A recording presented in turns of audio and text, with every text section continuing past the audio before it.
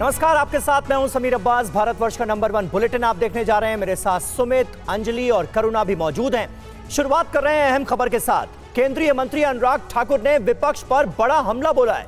कहा है कि यूपीए का सिर्फ नाम बदला है, असली चेहरा तो वही है। पीएम के खिलाफ 120 गालियां दी जा चुकी हैं। ना इनके पास नेता है, ना नीति, और नीयत में है खोट, ये कहा अनुराग ठाकुर ने।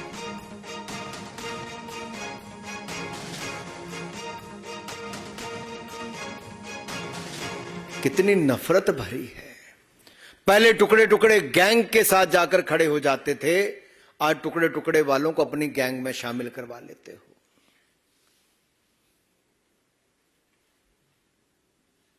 ये नफरत इस चुनाव में कांग्रेस की और इनके सहयोगियों की साफ दिख रही है। अपशब्द, गालियों का भंडार जो इनकी नफरत की दुकान में है, वो आज बाजार में आ गया है। 120 गाली अब तक हो चुकी है मोदी जी के खिलाफ। ये 420 करने वाले ना जाने कितनी गाली और निकालने के लिए तैयार हैं।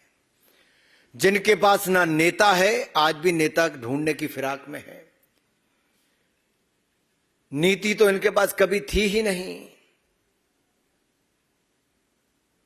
और नियत में खोट पहले दिन से नजर आ रहा था। सो ना नेता है, ना नीति है, और नियत में भी खोट है। धन्यवाद।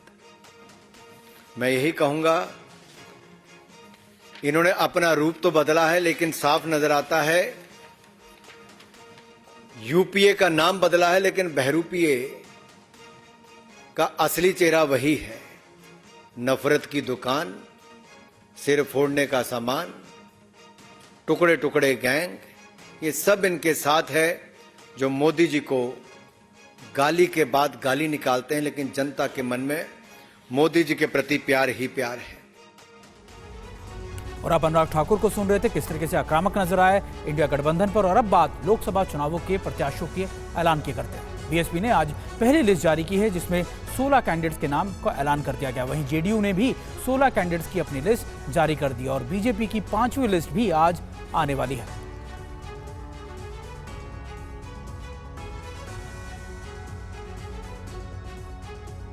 और बड़ी खबर है, यूपी के लिए बीएसपी ने लिस्ट जारी की है। 16 उम्मीदवारों के नामों का ऐलान किया गया है। सहारनपुर से माजिद अली को दिया गया है टिकट। बिजनौर से विजेंद्र सिंह को टिकट मिला है। गिरीश चंद्र जाटव को बुलंदशहर से टिकट दिया गया है। ये बड़ी खबर आपको दे रहे हैं। देखिए, बीएसपी ने आज 16 उम्मीदवारों के नामों का ऐलान कर दिया है। यही वो सूची है। और ज्यादा जानकारी के साथ हमारे सहयोगी पंकज झा हमारे साथ जुड़ गए, उनसे बात करते हैं। पंकज, ये बीएसपी की ओर से जारी 16 उम्मीदवारों की लिस्ट है, जो हम टीवी स्क्रीन पर दिखा भी रहे हैं। इसमें कौन कौन से नाम मुख्य नजर आ रहे हैं आपको? देखिए, इसमें देखिए बीएसपी ने ये जो 16 उम्मीदवारों की लिस्ट जारी की है, उसमें से कई सांसद, जैसे बिजनौर से पिछली बार मलूक नागर जीते थे, लेकिन इस बार बिजनौर से उन्होंने विजेंद्र सिंह को दे दिया है। गिरीश चंद्र जाटव, जो कि नगीना सुरक्षित सीट से चुनाव जीते थे, उनको सामान्य सीट है बुलंदशहर, वहां से उन्होंने टिकट दे दिया है। फजलुर रहमान, जो कि सहारनपुर से चुनाव जीते थे, याद करिए बीजेपी के राघव लखनपाल को उन्होंने हराया था। यहाँ से कांग्रेस ने इमरान मसूद को टिकट दिया है। यहाँ से माजिद अली जो है चुनाव लड़ रहे हैं। कुल 16 उम्मीदवारों में से 7 मुस्लिम समाज के हैं, यानी आधे, 16 में से करीब आधे, मतलब कह सकते हैं कि मुसलमानों को उन्होंने टिकट दिया है। तो मायावती ने एक तरीके से अपना एजेंडा साफ कर दिया है कि 2024 के लोकसभा चुनाव में पार्टी की रणनीति क्या होगी। शुक्रिया आपका पंकज, पूरी जानकारी देने के लिए। तो जैसा हमारे सहयोगी पंकज झा बता रहे थे कि बीएसपी की जो 16 उम्मीदवारों की लिस्ट सामने आई, इसमें ज्यादातर उम्मीदवार मुस्लिम वर्ग से नजर आ रहे हैं, और कई ऐसे नाम भी है जो कि सरप्राइजिंग है इस लिस्ट में।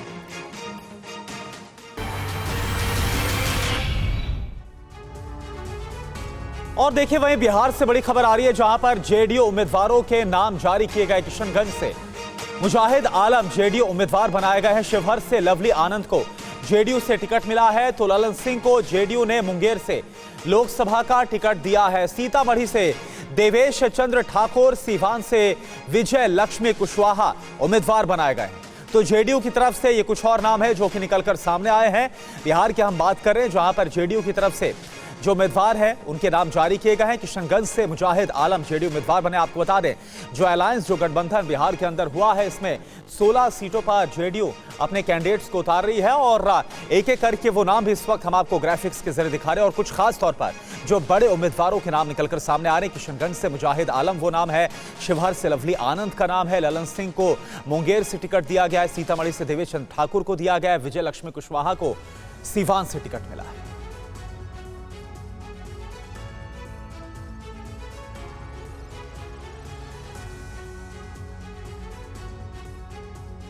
और बीजेपी की केंद्रीय चुनाव समिति की मीटिंग से यूपी को लेकर बड़ी खबर सामने आ रही है। गाजियाबाद से जनरल वीके सिंह का टिकट कटा। गाजियाबाद से अतुल गर्ग को बीजेपी का टिकट मिला है। मेरठ से राजेंद्र अग्रवाल की जगह अरुण गोविल बीजेपी के कैंडिडेट होंगे। हाथरस से राजवीर दिलेर का भी टिकट काट दिया गया है। अनूप वाल्मीकि को यहां से चुनावी मैदान में उतारा जाएगा। यूपी की बाकी 25 में से 11 सीटों पर नाम तय हो गया।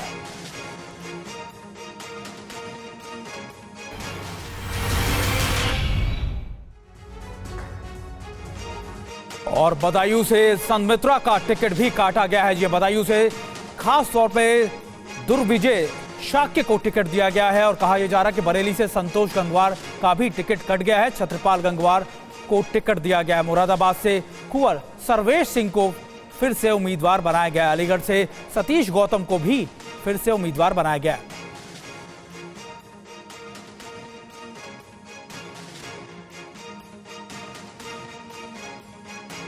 और साथ ही आपको यह भी बता दें कि उत्तर प्रदेश की 5वीं लिस्ट जारी हुई है, जिसमें नए चेहरों पर दांव खेला जा रहा है। ये देखिए, वर्तमान सांसद में किसके टिकट कटे हैं वो आपको जल्दी से बता दें ग्राफिक्स के जरिए। सबसे पहले देखिए, नाम सामने आ रहा है वरुण गांधी का, जिनका टिकट कट गया है। नया चेहरा पीलीभीत सीट से सामने आ सकता है। बदायूं से टिकट कटा है संघमित्रा मौर्य का और यहां से दुर्विजय शाक्य को टिकट मिल सकता है। तो आज बीजेपी अपनी नई लिस्ट जारी कर सकती है और हो सकता है कि इस लिस्ट में इन उम्मीदवारों के नाम भी शामिल हो। गाजियाबाद बहुत इंपॉर्टेंट सीट है। अभी तक यहां से जनरल वीके सिंह चुनाव लड़ रहे थे, लेकिन इनका टिकट इस बार कट सकता है और नया चेहरा अतुल गर्ग का होगा। हाथरस से राजवीर दलेर का टिकट कट गया है। वहीं मेरठ से राजेंद्र अग्रवाल का टिकट कटा है। मेरठ से अरुण गोविल या फिर सत्येंद्र सिसोदिया को टिकट मिल सकता है, ऐसी संभावना नजर आ रही है। वहीं बरेली से संतोष गंगवार का टिकट कट गया है और यहां से छत्रपाल गंगवार को टिकट दिया जा सकता है। यूपी की 5वीं लिस्ट में नए चेहरों पर दांव खेल सकती है बीजेपी। और देखिए, बीजेपी को लेकर एक और बड़ी खबर है। बीजेपी के कुनबे में आज और इजाफा हुआ। पूर्व वायुसेना प्रमुख राकेश कुमार सिंह भदौरिया भी पार्टी में शामिल हो गए। पूर्व वायुसेना अध्यक्ष राकेश कुमार सिंह भदौरिया और वाईएसआर के वरिष्ठ नेता वी प्रसाद राव को भारतीय जनता पार्टी के महामंत्री विनोद तावड़े और केंद्रीय मंत्री अनुराग ठाकुर ने पार्टी की सदस्यता दिलाई। पार्टी में शामिल होने के बाद भदौरिया ने पीएम मोदी और पार्टी अध्यक्ष जेपी नड्डा को धन्यवाद दिया और कहा कि सेना के आधुनिकीकरण, सशक्तिकरण और आत्मनिर्भरता को लेकर उनके उठाए गए कदमों से प्रभावित है। अपनी तरफ से विश्वास जरूर दिलाऊंगा कि इस राष्ट्र निर्माण के कार्य में सक्रिय रह के जो कदम अपनी तरफ से और जो कंट्रीब्यूशन की जा सकती है वो हर संभव प्रयत्न किया जाएगा। वहीं वी प्रसाद राव तमिलनाडु में तिरुपति से सांसद रहे हैं। अनुराग ठाकुर ने दोनों नेताओं का स्वागत किया। आज 140 करोड़ भारतीयों की तरह मुझे भी गर्व होता है कि मेरा देश मोदी जी के नेतृत्व में सुरक्षित है। तभी तो आप जैसे उच्च अधिकारी रिटायरमेंट के बाद देश के लिए फिर सेवा देने के लिए भारतीय जनता पार्टी में आते, भारतीय जनता पार्टी को चुनते हैं। और इस वक्त अरविंद केजरीवाल की गिरफ्तारी को लेकर इंडिया गठबंधन की तरफ से एक ज्वाइंट प्रेस कॉन्फ्रेंस की जा रही है। सीधे रुख करते हैं, गोपाल राय इस वक्त क्या कह रहे हैं, सुनते हैं। उसको जमानत दे दी। 60 करोड़ रुपया इलेक्टोरल बॉन्ड के नाम पर जो है भारतीय जनता पार्टी ने अपने खाते में जमा कराए। मनी ट्रेल सामने आ गया, लेकिन अब सीबीआई बोल सकती है, ना ईडी बोल सकती है, ना कोई नहीं बोल सकता। और भारतीय जनता पार्टी के नेता चुप बैठे हैं। मैं कहना चाहता हूं कि अगर हिम्मत है तो बताओ ये भ्रष्टाचार क्यों किया। 8,000 करोड़ से ज्यादा रुपया हमारे कांग्रेस के साथी बैठे, खाते सील कर दिए। कांग्रेस पार्टी आज प्रचार नहीं कर सकती। और दूसरी तरफ चंदे के नाम पर 8,000 करोड़ रुपया वसूल लिया। ईडी सीबीआई से छापा मार मार के कौन सा लोकतंत्र स्थापित हो रहा है? इसलिए आज पूरा विपक्ष इकट्ठा हो रहा है, क्योंकि इस देश के सामने खतरा है। बात विपक्ष के नेताओं की नहीं है, बात मुख्यमंत्री की भी नहीं है, बात आम आदमी पार्टी की नहीं है, बात कांग्रेस पार्टी की नहीं है, बात इंडिया अलायंस की नहीं है, बात देश का है। अगर आज यह देश चुप रहा तो चुनाव के बाद अगर मुख्यमंत्री सरेआम गिरफ्तार हो सकता है तो इस देश के अंदर कौन अपनी आवाज उठा सकता है? अगर इतनी पुरानी पार्टी का खाता सील हो सकता है, हर व्यापारी जो इनको चंदा नहीं देगा जबरदस्ती उसका खाता सील होगा, हर देश का नागरिक का खाता सील करेंगे, जो बोलने की जरूरत करेगा जेल के अंदर बंद किया जाएगा। इस देश के अंदर न तो कोई आंदोलन की गुंजाइश होगी, न बोलने की गुंजाइश होगी। इसलिए इस तानाशाही के खिलाफ दिल्ली के अंदर जिस तरह से इन्होंने पुलिस छावनी बनाई है, इस लड़ाई को और तेज करने के लिए और व्यापक बनाने के लिए हम लोगों ने यह निर्णय लिया है कि 31 तारीख को रविवार के दिन 10 बजे पूरी दिल्ली रामलीला मैदान में इकट्ठा होगी। महारैली इंडिया गठबंधन मिलकर के महारैली 31 तारीख को 10 बजे रामलीला मैदान चलो का नारा गूंजेगा दिल्ली के अंदर। और न सिर्फ दिल्ली बल्कि पूरे देश के लोगों से मैं अपील करना चाहता हूं, जो लोग भी संविधान में विश्वास करते हैं, जो लोग भी इस लोकतंत्र में विश्वास करते हैं, चाहे वो राजनीतिक पार्टी के हों, चाहे सामाजिक संगठनों के हों, चाहे व्यापारिक संगठनों के हों, जो लोग भी इस मुल्क से मोहब्बत करते हैं, उन सबसे मेरी अपील है कि 31 तारीख को 10 बजे रामलीला मैदान चलो और इस देश को बचाने के लिए, इस तानाशाही को खत्म करने के लिए अपनी आवाज को हम वहां से बुलंद करेंगे और वहां से और मिल करके इस संयुक्त लड़ाई को और देश के अंदर आगे बढ़ाएंगे। और आप गोपाल राय को सुन रहे थे, कह रहे थे कि इंडिया गठबंधन जो है 31 तारीख को एक बड़ी रैली करेगा, रामलीला मैदान में प्रदर्शन करेगा। चलिए अगली बड़ी खबर का रुख भी कर लेते हैं। दिल्ली के सीएम अरविंद केजरीवाल की गिरफ्तारी के बाद से आम आदमी पार्टी कार्यकर्ता सड़कों पर है। आज पार्टी की महिला कार्यकर्ताओं ने आईटीओ के पास फुट ओवर ब्रिज पर अनोखा प्रदर्शन किया। आपको दिखाते हैं।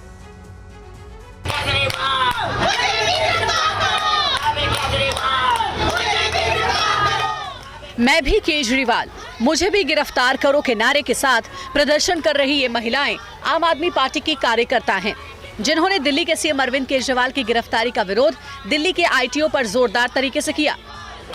मैं भी केजरीवाल के बैनर के साथ महिला कार्यकर्ताओं ने आईटीओ ओवर ब्रिज पर खड़े होकर केंद्र सरकार के खिलाफ भी नारेबाजी की। दिल्ली को बताने की कोशिश कर रही है कि केजरीवाल की गिरफ्तारी गलत है।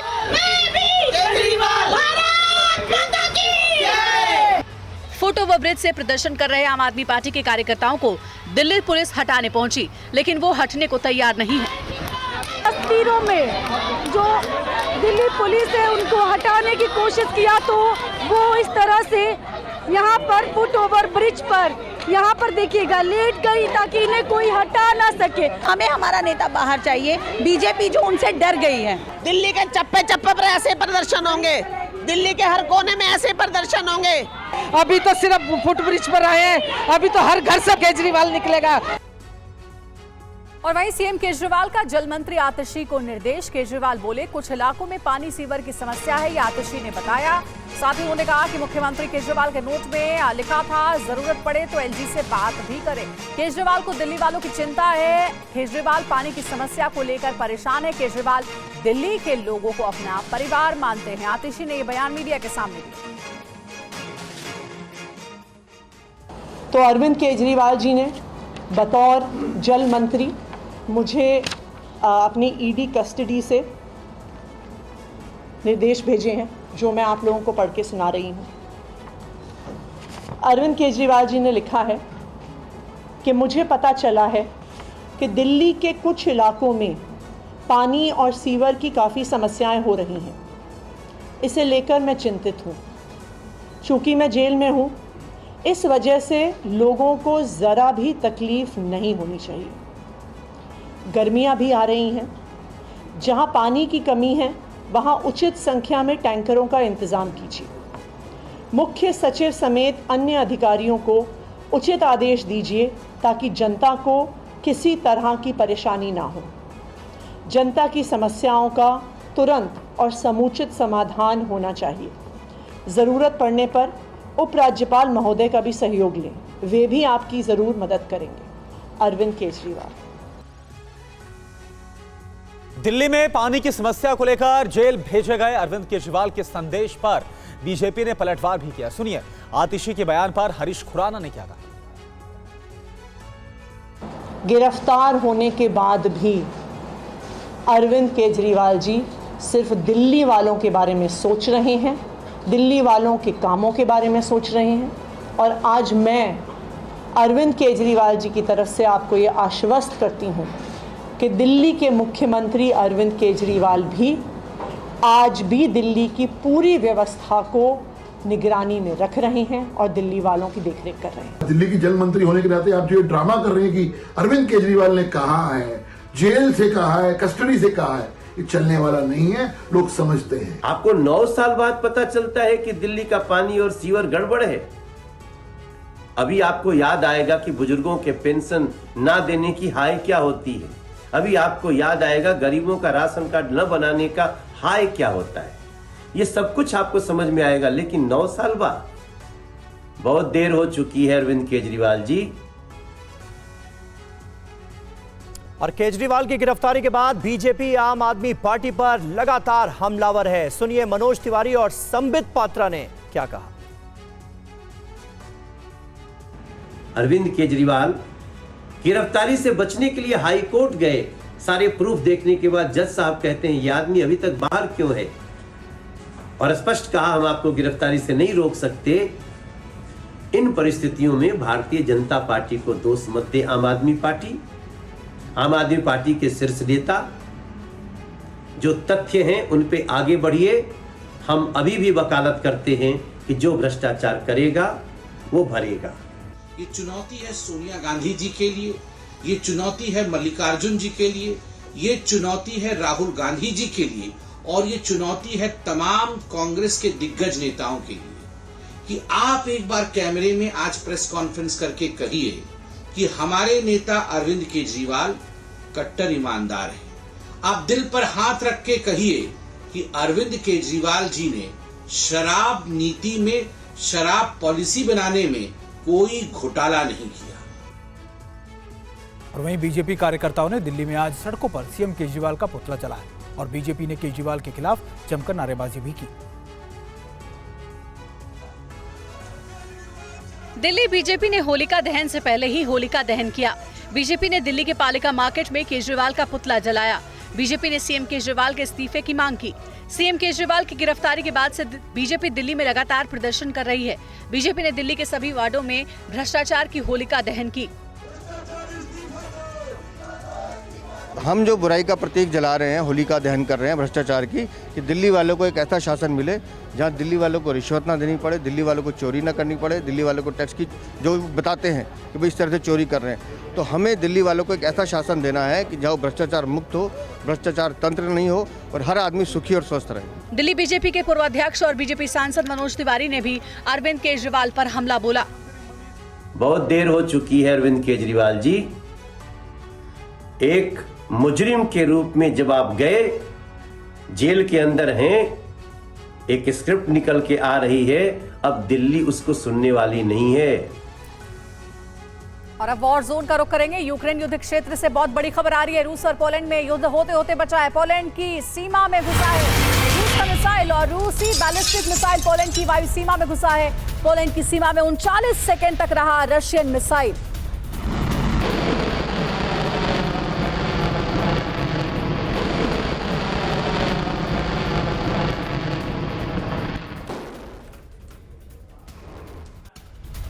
और आप देखिए पोलैंड में रूसी घुसपैठ पर एक और बड़ी खबर है। पोलैंड के रक्षा मंत्रालय की तरफ से अब प्रेस कॉन्फ्रेंस की जाएगी इस पूरे मामले पर। पोलैंड सीमा में मिसाइल आने पर प्रेस कॉन्फ्रेंस होगी थोड़ी देर में।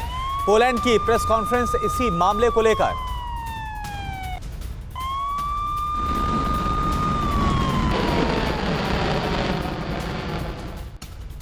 और एक और बड़ी खबर है, रूसी मिसाइल को लेकर नाटो में हलचल बढ़ गई है। पोलैंड में हो रही है आपातकालीन बैठक। पोलैंड सभी नाटो देशों को देगा इसकी आधिकारिक जानकारी नेटो की तरफ से भी इस मामले को लेकर बयान सामने आ सकता है। मनीष झा इस वक्त हमारे संवाददाता हमारे साथ जुड़ चुके हैं। मनीष, पोलैंड में एक बेहद अहम बैठक हो रही है, नेटो देशों को भी जानकारी देने की बात सामने आ रही है। क्या है ये पूरा डेवलपमेंट और ये हुआ कैसे, क्या अपडेट है? बिल्कुल, देखिए, भारतीय समयानुसार करीब सुबह 10 बजे का समय था। पोलैंड में लगभग 4:30 बजे सुबह का वक्त था जब अचानक ही पोलैंड के रडार पर दिखा कि रूस का एक क्रूज मिसाइल पोलैंड के एयर स्पेस में है और उसके बाद हंगामा मच गया। तुरंत ही पोलैंड की आर्मी ने F-16 को उड़ान भरने का आदेश दिया। F-16 हवा में पहुंचे और फिर उस समय लगभग 39 सेकंड रूसी क्रूज मिसाइल पोलैंड के एयर स्पेस में रहने के बाद वो वापस मुड़ता है और फिर यूक्रेन के लवीव में आकर एक जगह पर अटैक करता है, एक महत्वपूर्ण सैन्य ठिकाने पर अटैक करता है। महत्वपूर्ण बात यह है कि ये 2 साल के जंग में पहला ऐसा मामला है जब हमने देखा कि रूसी मिसाइल किसी नाटो कंट्री के एयर स्पेस में पहुंचा है और जाहिर है कि उसके बाद पोलैंड में हलचल मची। पोलैंड में इस वक्त इमरजेंसी हो रही है। पोलैंड की सरकार नाटो के सभी देशों को आधिकारिक तौर पर इसकी सूचना दे रही है और आप सोचिए कि अगर F-16 ने उस वक्त रूसी मिसाइल को मार गिराया होता तो पहली बार अगर आप कहें तो नाटो बनने के बाद यह देखने को मिलता कि किसी नाटो के एयर स्पेस में रूस और नाटो के बीच में लड़ाई हुई है, रूसी मिसाइल को नाटो के फाइटर जेट ने मार गिराया है। मनीष, लेकिन अगर आप देखें इस पूरे घटनाक्रम को तो आपको याद होगा कि 2023 में भी, जहां तक मैं गलत नहीं हूं तो दिसंबर में भी ऐसा ही कुछ हुआ था, फिर फरवरी में इसी साल, कि अक्सर रूस जो है वो ऐसी मिसाइलें दागता है जो पोलैंड के एयर स्पेस से होकर फिर यूक्रेन में ही गिरते। क्या ये एक तरीके का मैसेजिंग है पोलैंड को या फिर एक तरीके से डराने की कोशिश की है कि हमारी रेंज जो है मिसाइलों की वो आपके इलाके तक भी है? नहीं सुमित, सबसे महत्वपूर्ण बात यह है कि जब एक बार पोलैंड की टेरिटरी में एक मिसाइल गिरा था तो बाद में वो साबित हो गया कि वो यूक्रेन का मिसाइल था, ना कि रूस का मिसाइल था। वहीं दूसरी तरफ जो आप कहना चाह रहे हैं, पहली बार ऐसा हुआ है जब पोलैंड ने अपने F-16 को रवाना किया इस मिसाइल को मारने के लिए, क्योंकि पोलैंड के रडार में उन्हें ये लगा कि ये मिसाइल पोलैंड को टारगेट करके भेजा गया है। और ये अलग बात है कि रूसी मिसाइल वापस फिर लवीव में आकर गिरा, लवीव में एक स्ट्राइक को उसने किया है, लेकिन पहली बार ऐसा लगा पोलैंड को, या इसी वजह से अभी जब हम और आप बात कर रहे हैं तो पोलैंड के रक्षा मंत्रालय की तरफ से एक ऑफिशियल प्रेस ब्रीफिंग हो रही है और जिसके बाद पोलैंड इस बात को लेकर रूस को चेतावनी जारी करने वाला है कि अगर दोबारा ऐसी घटना घटी तो उसे पोलैंड पर आक्रमण माना जाएगा। और जाहिर है पोलैंड पर आक्रमण का मतलब नाटो के आर्टिकल 5 के तहत नाटो पर आक्रमण माना जाएगा और वैसी स्थिति में रूस बनाम नाटो की जो संभावित जंग है वो शुरू हो सकती है। ठीक है, बहुत शुक्रिया आपका मनीष पूरी जानकारी हम तक पहुंचाने के लिए। और देखिए, इसी हालात को देखते हुए पोलैंड में इस वक्त एक इमरजेंसी मीटिंग भी हो रही है। लगातार इससे जुड़ी अपडेट आपको देते रहेंगे। एक और अहम खबर, मॉस्को को आतंकी हमले से दहलाने वालों को पुतिन ने अंजाम भुगतने की चेतावनी दी है। रूसी राष्ट्रपति ने कहा है कि गुनहगार किसी भी देश में छिपे हों, उन्हें बख्शा नहीं जाएगा। रूस की राजधानी मॉस्को अब भी दहशत और मातम में डूबी हुई है। 183 से ज्यादा लोगों की मौत के बाद पुतिन का गुस्सा 7वें आसमान पर पहुंच गया है। बदले की आग में झुलस रहे रूसी राष्ट्रपति पुतिन ने गुनहगारों के लिए मौत का पैगाम सुना दिया है। पुतिन ने गुनहगारों के लिए डेथ वारंट को जारी कर दिया है। पुतिन ने साफ कहा कि मॉस्को को दहलाने वाले और साजिश में शामिल किसी भी शख्स को बख्शा नहीं जाएगा। पुतिन ने जांच एजेंसियों को गुनहगारों के खिलाफ पूरी दुनिया में ऑपरेशन चलाने का आदेश दिया है। सुरक्षा एजेंसियों ने अभी तक 11 लोगों को गिरफ्तार किया है। मॉस्को आतंकी हमले का एक और नया वीडियो सामने आया है। आईएसआईएस ने जारी किया है हमलावरों का ये वीडियो। आतंकी हमले में कुल मिलाकर देखिए 183 लोगों की मौत हो गई है। और अब हमले का एक ताजा वीडियो। आतंकी संगठन आईएसआईएस ने मॉस्को हमले का वीडियो जारी किया है। आईएसआईएस के आतंकी ने बॉडी कैम से हमले को रिकॉर्ड किया है, जिसमें आतंकी गोलीबारी करते दिख रहे हैं। क्रॉकस सिटी हॉल में अंधाधुंध फायरिंग कर रहे हैं। 90 सेकंड के वीडियो में चारों आतंकियों ने अपनी पहचान छिपाने के लिए चेहरे को ब्लर कर रखा है। सिर्फ उनकी आवाज आ रही है। वीडियो बनाने वाला आतंकी अपने साथियों से आदेश दे रहा है कि मशीन गन लाओ, उन्हें मार डालो, उन पर कोई दया मत करो। वीडियो के एक आतंकी दूसरे आतंकी से उस जगह हमला करने का इशारा करता है जहां लोग अपनी जान बचाने के लिए छिपे थे। उसके बाद आतंकी अंधाधुंध फायरिंग शुरू कर देता है। गोलियों की आवाजें आने लगती हैं। जमीन पर चारों तरफ लाशें, खून और धुआं भी दिख रहा है। इससे पहले भी ISIS ने वीडियो जारी किया था और कहा था कि सैकड़ों ईसाइयों को मौत के घाट उतार दिया। हमले के मकसद पूरा हो गया। मॉस्को आतंकी हमले में अब तक 183 से ज्यादा लोगों की मौत हो चुकी है, 160 से ज्यादा घायल हैं। और वहीं रूस यूक्रेन के जंगी मैदान में भी विध्वंस का सिलसिला लगातार जारी है। रूसी कब्जे वाले क्रीमिया पर बड़ा हमला हुआ है, ये रिपोर्ट देखिए। रूस और यूक्रेन के बीच विध्वंसक युद्ध जारी है। दोनों तरफ ताबड़तोड़ हमले हो रहे हैं। रूस यूक्रेन पर हमला कर रहा है तो यूक्रेन भी रूस पर काउंटर अटैक कर रहा है। तस्वीरें रूसी कब्जे वाले क्रीमिया की है, जहां रात भर भीषण बमबारी होती रही। क्रीमिया के सबसे बड़े शहर सेवस्तोपोल पर ताबड़तोड़ हवाई हमले होते रहे। रिहायशी इलाकों पर बमबारी से लोग दहशत में चिल्लाते रहे। सेवस्तोपोल में रात में करीब 20 धमाकों की आवाज सुनाई दी। इन हमलों में एक शख्स के मारे जाने की खबर है। फिलहाल इन हमलों की जिम्मेदारी किसी ने नहीं ली है, लेकिन यूक्रेन पर ही आए दिन बमबारी के आरोप लगते रहे हैं। जंग की तस्वीर यूक्रेन के लीमन की है, जहां रूसी सेना और यूक्रेन के बीच जबरदस्त गोलीबारी हो रही है। यूक्रेन स्लोविंस्की ब्रिगेड रूस की सेना पर अंधाधुंध फायरिंग कर रही है, तो रूसी सेना भी यूक्रेनी सेना पर ताबड़तोड़ हमले कर रही है। पूरे इलाके में सिर्फ गोलियों की आवाज आ रही है। आमने सामने की जंग में यूक्रेन को काफी नुकसान पहुंचा है। यूक्रेन के कई सैनिक घायल हो गए। 2 यूक्रेनी टैंक को भी रूसी सेना ने तबाह कर दिया। चलिए, रूस और यूक्रेन के युद्ध के बाद अब बात करते हैं चीन की दादागिरी की। दक्षिण चीन सागर में चीन की दादागिरी एक बार फिर देखने को मिली। चीनी कोस्ट गार्ड ने फिलीपींस के एक जहाज पर हमला किया। चीन ने फिलीपींस के सप्लाई जहाज पर पानी की तेज बौछार से हमला किया, उसे डुबाने की कोशिश की। सेकेंड थॉमस शॉल के पास ये जहाज को रोका गया था। समंदर में चीन के एक्शन से फिलीपींस के बोट पर सवार चालक दल को आई है चोट और फिलीपींस के बोट को भी इससे नुकसान हुआ है।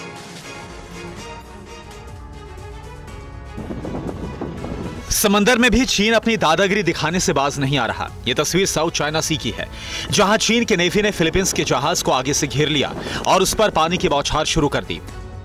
फिलीपींस नेवी के मुताबिक समंदर में चीन के इस हमले में फिलीपींस की बोट को काफी नुकसान पहुंचा है। सप्लाई बोट के चालक दल को भी चोट आई है। फिलीपींस नेवी की रिपोर्ट के मुताबिक चीनी कोस्ट गार्ड ने फिलीपींस के जहाज पर हमला किया। समंदर में सेकेंड थॉमस शेल के पास फिलीपींस के जहाज को रोका गया। फिलीपींस के सप्लाई जहाज पर घंटों तक पानी की बौछार की गई। अमेरिकी विदेश मंत्री ब्लिंकन के मनीला दौरे के महज 4 दिन के बाद चीन की हरकत। कुछ दिनों पहले फिलीपींस के उनेजा शिप पर हुआ था अटैक।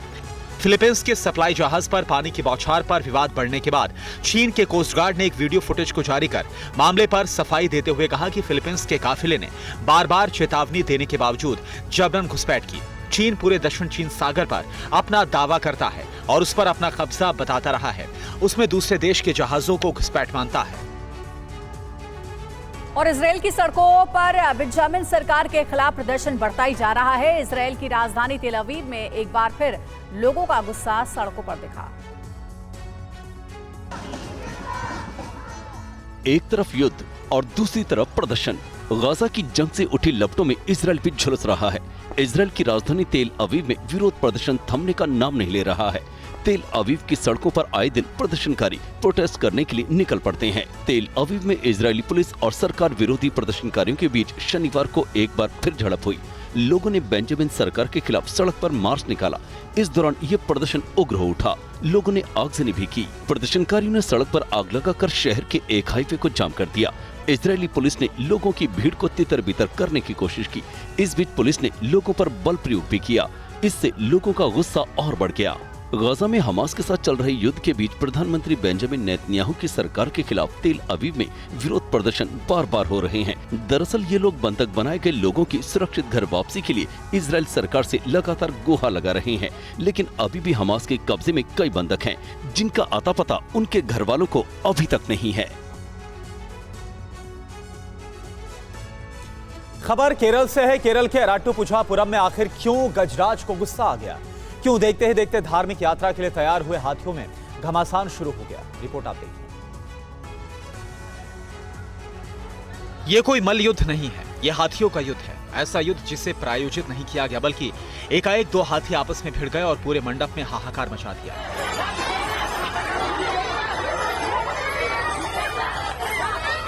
हाथियों का यह खौफनाक वीडियो केरल का है, जहां त्रिशूर पूरम पर्व में इन हाथियों को अनुष्ठान के लिए लाया गया था। इन्हें सजा धजाकर धार्मिक यात्रा के लिए तैयार किया गया था, लेकिन अचानक से एक हाथी ने आपा खो दिया और दूसरे हाथी पर हमला करने लगा।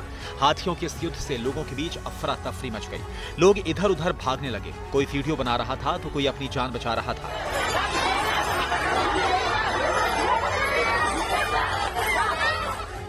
हाथियों को काबू करने की कोशिश की जाने लगी।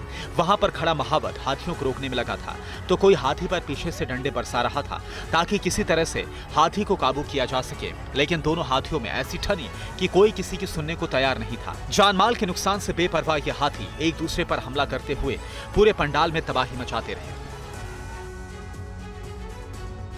और दिल्ली से आज एक दिल दहला देने वाला वीडियो सामने आया है। क्यों एक लड़की पर एक सनकी ने किया चाकू से वार, पूरी खबर 60 सेकंड में देखिए। कैमरे में कैद वारदात, सरेआम लड़की पर हमला, चाकू से ताबड़तोड़ हमला। दिल्ली के मुखर्जी नगर में दिन दहाड़े एक युवक की दरिंदगी का सीसीटीवी वीडियो सामने आया है, जहां सन की युवक ने लाइब्रेरी जा रही लड़की पर बैक टू बैक चाकू से 7 बार हमला किया। घटना इतनी दर्दनाक है, इतनी खौफनाक है कि हम आपको इसका वीडियो सीधा दिखा भी नहीं सकते।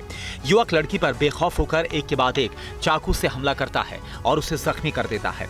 हमले से अनजान लड़की कॉलोनी की सड़क से गुजर रही थी, तभी अमन नाम का ये लड़का आता है और तेजी से लड़की पर चाकू से वार करना शुरू कर देता है।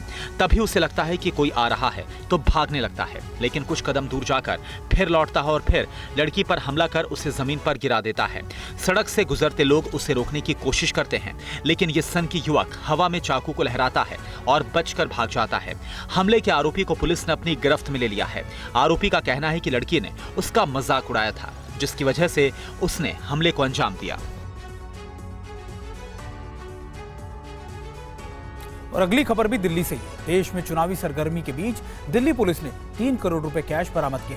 पुलिस मामले की छानबीन कर रही है, दिखाते हैं आपको रिपोर्ट। दिल्ली पुलिस के हाथे ये 4 आरोपी चढ़े हैं। पुलिस ने इन्हें 3 करोड़ रुपए की रकम के साथ गिरफ्तार किया है। ये रुपए उनके पास कहां से आए, कहां ले जाए जा रहे थे, इसकी जांच की जा रही है। ये चारों आरोपी दिल्ली कैंट के झड़ेरा फ्लाईओवर के इलाके से पकड़े गए हैं। दिल्ली पुलिस ने शुरुआती पूछताछ के बाद बताया है कि आरोपियों ने कहा है कि ये पैसा शादरा के एक स्क्रैप डीलर का है। पकड़े गए सभी लोग स्क्रैप डीलर के लिए काम करते हैं। पैसा गुरुग्राम से लेकर आए थे और करोल बाग में किसी को डिलीवर करना था। बहरहाल पुलिस ने पकड़े गए लोगों को इनकम टैक्स डिपार्टमेंट को सौंप दिया है। अब आईटी इस मामले की जांच कर रही है कि पैसा किससे लेकर आए थे और करोल बाग में किसे देना था। आईटी ये भी जांच कर रही है कि कहीं इस पैसे का इस्तेमाल इलेक्शन में तो नहीं होना था। लोकसभा चुनाव से पहले दिल्ली पुलिस के हाथ बड़ी कामयाबी लगी है। बताया जाता है कि दिल्ली कैंट इलाके में चेकिंग के दौरान पुलिस ने स्कूटी सवार 3 युवकों को रोका, तो जब उनकी जांच की गई तो उनके बैग में भारी संख्या में कैश बरामद हुआ।